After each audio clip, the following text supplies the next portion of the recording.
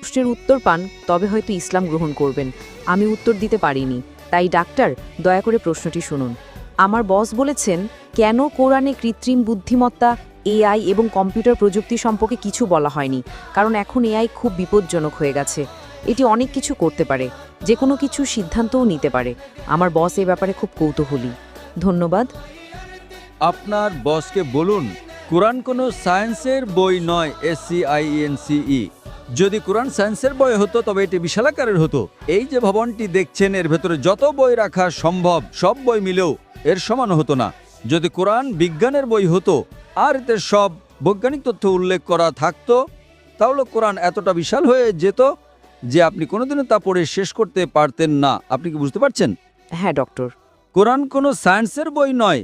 Science, আপনি যদি জিজ্ঞাসা করেন কোরআনে কি লেখা আছে 2 আর 2 মিলে 4 হয়, না, কোরআন কোনো সায়েন্সের বই নয়। এটি নিদর্শনের বই। SIGNS। তাই আমাদের দেখতে হবে কোরআনে যা কিছু বলা হয়েছে তা যেন ভুল না হয়। যদি আপনি মনে করেন যে কোরআনের সব কিছুই উল্লেখ থাকা উচিত, তাহলে ভাবুন তো, বিজ্ঞানে কত হাজার হাজার PhD আছে, doctor, engineer, heart specialist, brain specialist. এই সব কিছু যদি কোরআনে লেখা হতো আর আপনি তা পড়া শুরু করতেন, তাহলে আপনার পুরো জীবনেও তা শেষ করতে পারতেন না। ঠিক না বেঠিক? সুতরাং কোরআনে বিজ্ঞানের সব কিছু উল্লেখ নেই, দয়া করে ভুল বুঝবেন না। কিন্তু কোরআনে যা কিছু বলা হয়েছে তার কোনোটিই ভুল নয়। যদি কোরআনে এমন কোনো বৈজ্ঞানিক তত্ত্ব থাকে যা ভুল প্রমাণিত হয়, তবে তা আল্লাহর পক্ষ থেকে হতে পারে না।